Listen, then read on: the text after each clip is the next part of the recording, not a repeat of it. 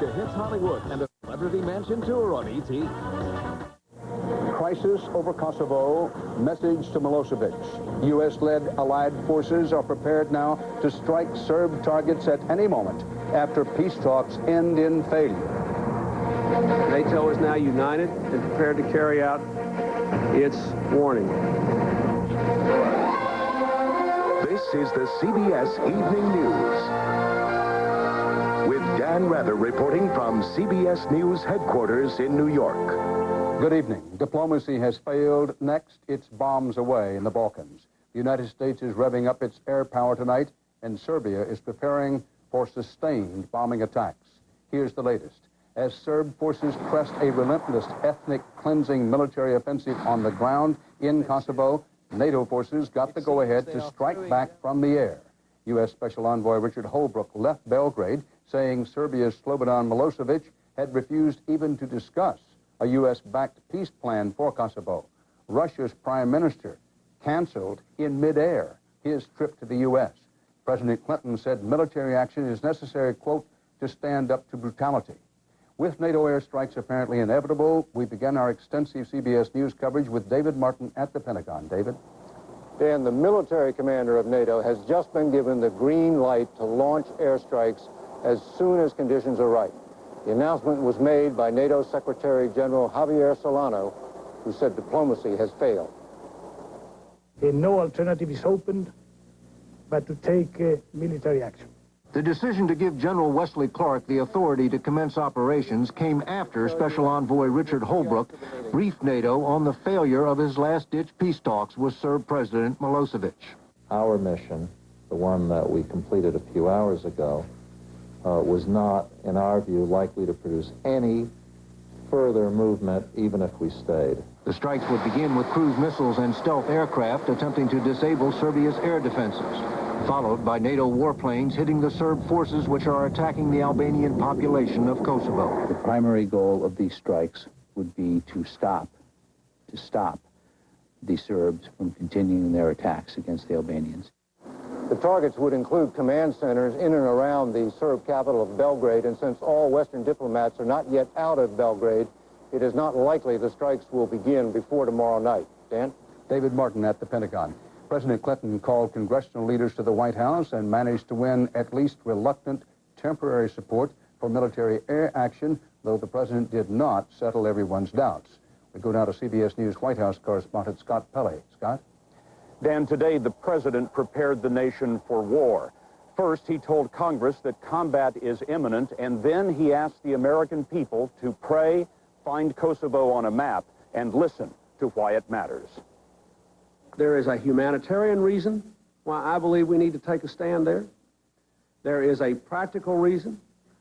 If we don't do it now, we'll have to do it later. More people will die, and it'll cost more money. And there is a long-term strategic reason for the United States. Our children need a stable, free Europe. His address to a labor union became a national crash course on Kosovo. You got to decide, my fellow Americans, if you agree with me, that in the 21st century that America is the world superpower ought to be standing up against ethnic cleansing. In a number of villages, Serbian police have dragged the male members of Kosovar families from their homes, lined up fathers with sons, and shot them in cold blood. NATO is now united and prepared to carry out its warning. If President Milosevic is not willing to make peace, we are willing to limit his ability to make war. At the White House, Mr. Clinton told Congress the time for debate is over. I put the explicit question to the president. Mr. President, are you now asking the Congress for their support? And his answer was one word, yes. While many people may disagree with the president's policies, I would not want Mr. Milosevic to get the impression that the troops would not have the full support and that the president wouldn't have the support he needs if we have troops in harm's way. Still, there are questions. Don Nichols is number 2 in the Republican Senate leadership. No, I don't see an end game. I see us getting stuck there. It's a quagmire. We're going to be there for a long, long time. The president has just spoken with the leaders of Germany, France, Italy, and Great Britain. A senior White House official tells us that Milosevic will be surprised by the scope of the strikes and will regret his willingness to unleash them. Dan? Scott Pelley at the White House. As President Clinton suggested, it may be time for you and the family to find Kosovo on a map and think through what the fighting is about. Kosovo is part of Serbia, the dominant republic in what's left of the old Yugoslavia. The conflict is between mostly Russian Orthodox Serbians and mostly Muslim ethnic Albanians who outnumber Serbs 9-1 in Kosovo. Kosovo Albanians are fighting for what they call independence, prompting a Serbian military crackdown that has killed thousands. Today's most dramatic gesture came from Russian Prime Minister Primakov. He canceled a trip to the United States in midair, literally. Primakov was over the Atlantic en route to Washington when Vice President Al Gore told him by telephone that Gore could not assure the Russian that there would be no bombing during Primakov's U.S. visit. Primakov then ordered his plane back to Moscow. CBS's Tom Fenton has more on allies and adversaries in the Kosovo crisis. Before deciding he'd be better off at home, the Russian Prime Minister made his feelings about a NATO attack on Serbia quite clear. We're firmly against this, firmly. But no one ever expected the Russians to be on board, and in fact there's a surprising degree of unity between the United States and its NATO allies, made possible by none other than the Serbian leader, Slobodan Milosevic. By stepping up the brutal campaign in Kosovo, Milosevic taunted the West while producing new pictures of human suffering that have dominated European news coverage. The do-nothing option is now morally unacceptable and politically impossible. We must act to save thousands of innocent men, women, and children from humanitarian catastrophe, from death, barbarism, and ethnic cleansing by a brutal dictatorship. British support was never in doubt, but even the usually reluctant Germans are ready to commit their warplanes. For the first time since World War II, the Luftwaffe may be bombing Europeans. There's also determination here to make sure there's no repeat of the Bosnia fiasco. There, the Serb ability to exploit divisions among the Allies allowed the slaughter to continue while the world's most powerful military alliance stood by. For now, before any bombs have been dropped or blood has been shed, there is unity. The question is how long it will last if the going gets tough, and getting out turns out to be a lot harder than getting in. Tom Fenton, CBS News, London. Russia tonight is denying a report from the former Soviet Republic of Azerbaijan, which says it seized a Russian cargo plane with 6 MiG fighters aboard bound for Yugoslavia. The Yugoslav regime is officially under an arms embargo. Russia claims the MiGs were going somewhere else. On the ground in Kosovo, Yugoslav troops and Serbian police have taken advantage of the long-running peace talks to press a relentless campaign of ethnic cleansing. They are trying to clear ethnic Albanians out of a broad swath of Kosovo territory. CBS's Alan Pizzi is on the scene in the tough neighborhood that is Kosovo. Even as Richard Holbrooke was making a last grab for peace, Serb forces were making war. Tanks and armor seemed to find little resistance from the lighter-armed Kosovo Liberation Army guerrillas. The senior Serb army officer told CBS News the KLA could be crushed within days. That may be more bravado than reality, but in the absence of both the prying eyes of international monitors and the need to meet peace terms, the Serbs are on a roll. The KLA is still a danger, however. Today, the police buried 34-year-old Milivoj Mitic, one of 4 Serb policemen killed in a drive-by ambush while on a routine anti-crime patrol. Most of his village turned up for the burial. The minority Serb community in Kosovo feels deaths like this deeply. Rather than weakening the Serbs' will to hang on in Kosovo, every killing like this seems to serve instead to harden their resolve and to reinforce their view that the ethnic Albanians are terrorists with whom it will be impossible to make peace. And peace is no longer on the table. Roadblocks like this seal off the conflict area. Even humanitarian aid is severely restricted, and UN refugee officials estimate 25,000 ethnic Albanians have been displaced since Saturday. U.S.-donated food aid is the only comfort this group gets. They have not enough food, no electricity, no water, no telephones, and we are all frightened. We don't know what will happen tomorrow. Fear is the one constant here. As night falls, the streets of Kosovo's towns and cities belong only to the police and those who hate them. Alan Pizzi, CBS News, Pristina. You will get from us expert analysis of the Kosovo story from our CBS News military consultant in just a moment. Also coming up, a trade battle with Japan over steel, a mother's fight for a high-tech smart gun that could outwit people bent on violence, and a white wall of death in Alaska, frozen in time on home video.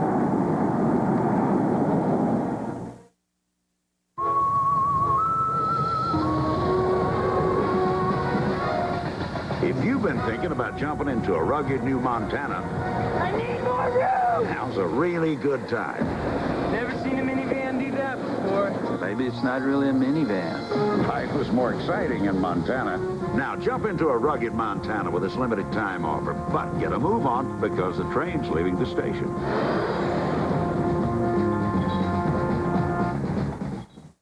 Nancy will have to see from near to far almost 1,000 times today. Her eyes will focus on 40 labels, 60 charts, and 100 smiles. And in all that time, she'll never once think about the science that allows her to focus instantly at all distances. Nancy just knows that her Verilux lenses help her see better. And for her, that's a very comforting thought. Verilux, the comfort of better vision. For more information, call toll-free 1-800-VERILUX. Do you use the same corn pads your grandmother used? Well, there's a breakthrough. Band-Aid brand corn relief cushions. It covers the whole corn, relieving the awful, painful pressure. Plus, it's more comfortable than your old pad, and it stays in place better. After all, it's from Band-Aid brand. Band-Aid brand cushions for feet. A breakthrough in corn pain relief. For blister prevention, calluses, and bunions, try the line of Band-Aid brand cushions for feet. Back now with our special CBS Evening News coverage of the crisis over Kosovo and the coming bombing with airstrikes looming. Joining us now is retired U.S. Air Force General Buster Clausen, our CBS News military analyst. General Clausen, thanks for being with us. What and with whom are we likely to be targeting?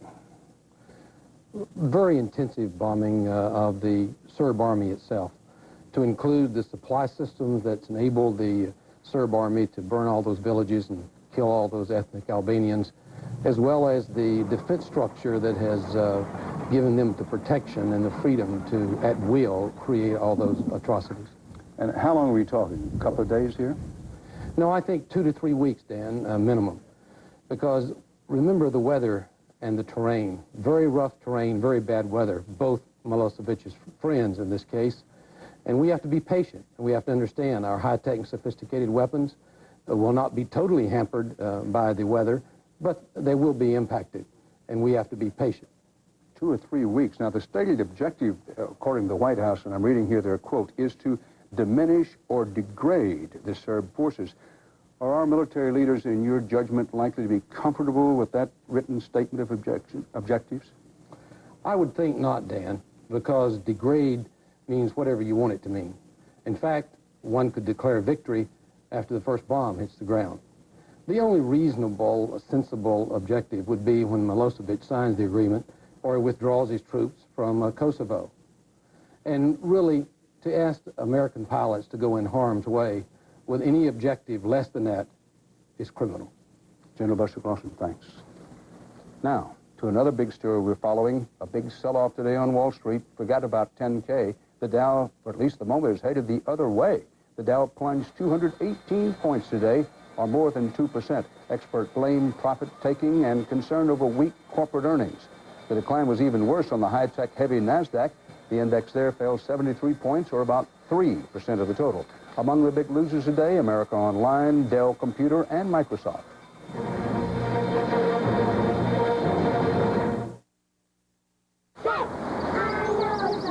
Dear True Value, after 3 attempts to install a faucet I bought there, your salesman did something kind of amazing. He offered to come and help do the job himself. And the price for his services? A ride to my home. It made me feel great. And I think the True Value guy felt pretty good about it, too.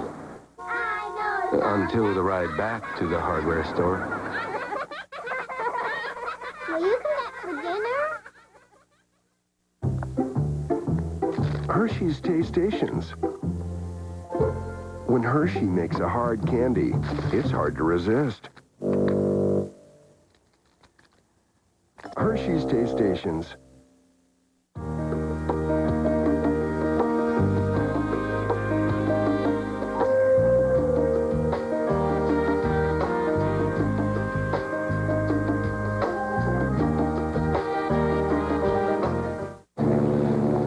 You're not taking that laxative. Ring. It's got stimulants that may cause cramping. Says who? Says on the label. Don't you know nothing's better than Phillips Milk of Magnesia? All these overnight laxatives have stimulants that may cause cramping. Phillips doesn't. It's the only one that's stimulant-free. And you know, Phillips... She never takes a vacation. Phillips, effective relief without harsh stimulants. And also try convenient liquid gels. Hey, it's Craig Kilborn, and I have a new show on CBS because I like kids. And riding horses. Starts March 30th after Letterman. The United States is coming off its worst monthly trade performance on record, and one reason is a big jump in steel imports. The U.S. Senate held hearings today about whether to follow the House in voting to limit the amount of steel imported into this country. Japan, for one, is accused of dumping steel here. But as CBS's Barry Peterson in Tokyo reports, the Japanese say, listen, America, don't blame us. It's a dispute as hot as the steel itself. Did Japan dump millions of tons of steel into the U.S. market at less than the cost of production? U.S. steelmakers and a preliminary U.S. government investigation say yes, and it cost 10,000 American jobs. But top officials at Japan's steelmakers say, no way. We feel quite unhappy about it. They are unreasonable and unfair. In early 1998, as sales of everything from cars to computers soared, so did demand for steel. U.S. mills couldn't make enough. They imposed rationing, so buyers shopped overseas. Among the buyers, said the Japanese, U.S. steel mills themselves taking 25% of the imports. Nippon Steel received inquiries from U.S. mills, such as Bethlehem, Wheaton, LTV. We supplied to some of them. But when GM, America's single largest steel buyer, went on strike, demand fell. There were layoffs at U.S. mills and protests in Washington and complaints about cheaper Japanese steel. This is one of the most modern steel mills in the world. And because of that, say the Japanese, the bottom line is very simple. They can make better steel for less. Under pressure from the U.S. government, Japanese shipments to the U.S. are falling. But the U.S. may still impose huge fines for dumping against the Japanese, who insist their only crime was selling the steel that kept America's economy booming. Barry Peterson, CBS News, Tokyo. New U.S. government labeling rules are now in effect for herbal and dietary supplements used by millions. Starting today, the new information labels must list all ingredients, the amounts of vitamins and minerals actually in the product, the plants in the herbal supplements, and the suggested right amount to take. South of Anchorage, the search is still on for victims of one of Alaska's deadliest avalanches, captured in this home video. The whole face is going. Sunday's mammoth 30-foot wall of white was the second in 20 minutes, moving much faster and dwarfing desperate snowmobilers trying to get away. 4 bodies have been recovered. 8 hours behind this counter, and my feet are tired and achy. Now relieve tired, sore, achy feet with the soothing power of Johnson's Foot Soap. This exclusive 3-ingredient formula is activated in warm water. For a warming treatment that gives triple-action relief that penetrates, soothes, relaxes. My feet feel rested and refreshed, and they don't ache anymore. Johnson's Foot Soap gives soothing triple-action relief that lasts. Out here, I'm in command. So am I supposed to say, slow down, guys, I'm constipated? I don't think so. You try to eat right. Sometimes you can't. Harsh chemical laxatives, they can kick in whenever and wherever. Not an option. So I rely on doctor-recommended Metamucil. It's got 100% natural fiber. Works with my body. gently, which is important to a sensitive guy like myself. Metamucil, the doctor's natural choice for regularity. Please be sure your seatbelt is fastened and your seat is in the upright position. He talked me into one mutual fund I liked and two I've never heard of, one of which invests in Asian debt. Captain. 14, you're clear for takeoff. Don't you wish everybody used Charles Schwab? With access to top-performing no-load funds from leading fund families, all in one place. No commissions, no pushy brokers. Schwab, ready to move up? Bacon! Bacon! Where's the bacon? I smell bacon! Bacon! Bacon! Gotta be bacon! Only one thing smells like bacon! That's bacon! Bacon, bacon, bacon, bacon! There! From that bag! What's it say? I can't read! Please, please, give me what's in the bag! Chewy, yummy, smoky bacon! There you go. Oh boy, oh boy, oh boy! Nom, nom, nom, nom, nom, nom! It's bacon! No, it's Bacon Strips, brand dog snack from Purina. Bacon Strips. Dogs don't know it's not bacon. It's bacon! They were the visionaries, the stories behind the breakthroughs that changed our lives. People of the century. CBS News, Time 100, Thursday. In tonight's Eye on America, a hard news look to the future to try to diffuse the explosive mix of school children with guns and a grudge. A year ago tomorrow, deadly gun violence erupted suddenly at a middle school in Arkansas.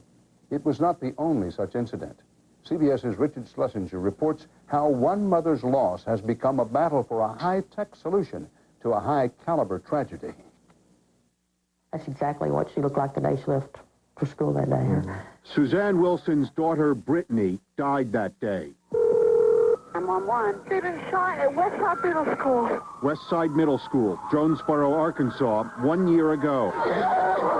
4 students, including Brittany, and 1 teacher were shot to death in an ambush by a 13-year-old boy and his 11-year-old friend, who took the guns from his grandfather. Since then, Suzanne Wilson has tried to convince legislators to pass laws requiring guns to be stored safely. It has not gone well for her. I'm frustrated with the system. I'm frustrated with the state of Arkansas. I'm frustrated with the legislators in Arkansas. 1 year later, they still have not done anything. She's lost her faith in lawmakers. She now puts her faith in technology. Will it read my fingerprint? It should. Steve Morton's work has caught Suzanne Wilson's attention. He's working on a fingerprint reader small enough to fit in the handle of a gun and smart enough to recognize authorized users. The gun would only work in their hands. I'm coming at you. Yes. Be realistic now. Show me what you'd have to do to make this gun work. That's all? That's it. That's all? That's it. Just that quickly? That quickly. It's grab, swipe, and shoot. It's very, very quick. And that's part of what our very fast processor chip brings to it. You want to go now. You don't want to have to whistle Dixie while the gun is getting ready to fire. The legendary Colt Firearms Company, which invented the revolver, is now working on its own safe gun. The owner would have to wear a wristwatch-sized transmitter that would send a signal to the gun, allowing it to fire. The answer is the problem for the person who would like to have a personal defense gun in his nightstand. His children won't be able to use it. A criminal won't be able to use it against him. A criminal can't take it away from him and use it against him. Making the technology is one thing. The trick is making it reliable. There are still a lot of problems with it, although the manufacturers say they can work that all out in 1.5 to 2 years. With time, it's just going to get better. But it is a start. And up until now, we've not even made any headway in this area. The small Connecticut town of Seymour may push the gun makers. The town is debating a law requiring all guns sold here after 2001 to be fitted with safe gun technology. All we can ever hope for is that first it'll start with Seymour, and then it'll start with another little town or another little town. But a lot of gun owners in Seymour and across the country want to kill the idea. They don't trust the technology. If you need your gun in an emergency, I never have, but if you do, and something goes wrong, then what? Suzanne Wilson supports requiring safe gun technology, even though she's not sure it'll work. And yeah, if it's just a little piece of technology, yeah, I'll take that, because right now, I have nothing. She'll take her chances with microchips after seeing what bullets can do. In Jonesboro, Arkansas, I'm Richard Schlesinger for Eye on America. Coming up next, we have some late information for you on the looming NATO airstrikes against Serbia.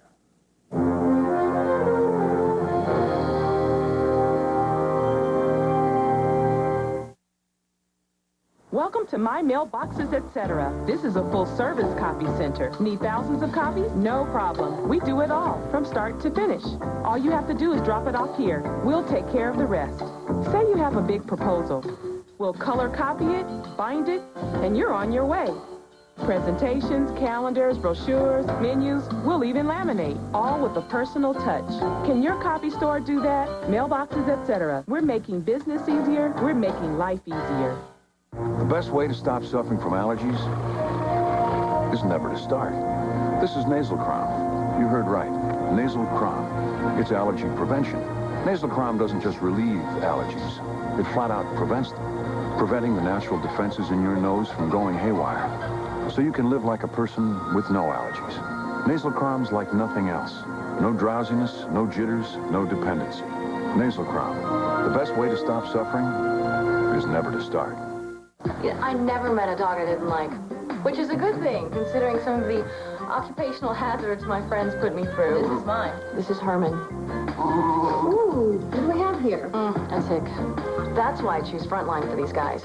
Frontline is the best, because it's the only one that protects them from fleas and disease-causing ticks, too. Sorry I kept you waiting. No matter who your best friend happens to be. For fleas and ticks, veterinarians choose the Frontline of protection. Okay, one more time.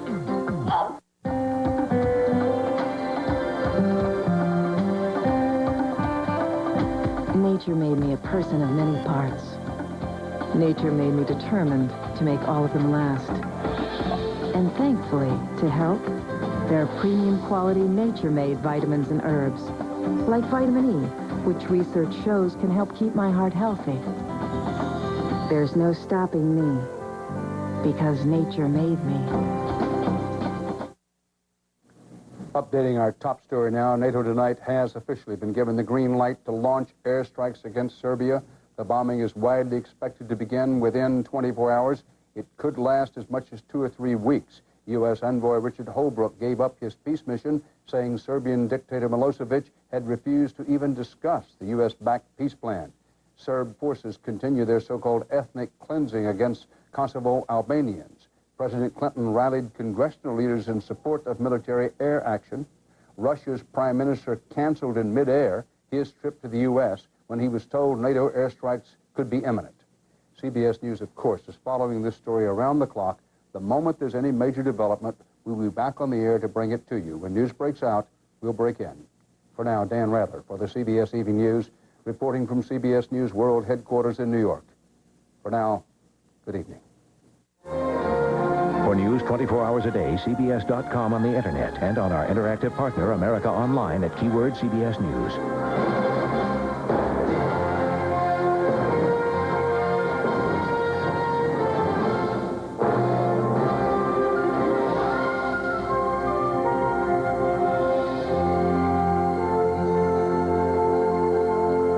Why did we have such a mild winter? Scientists think they know. Tomorrow, the North Atlantic version of El Nino and what it may mean for summer on the CBS Evening News with Dan Rather.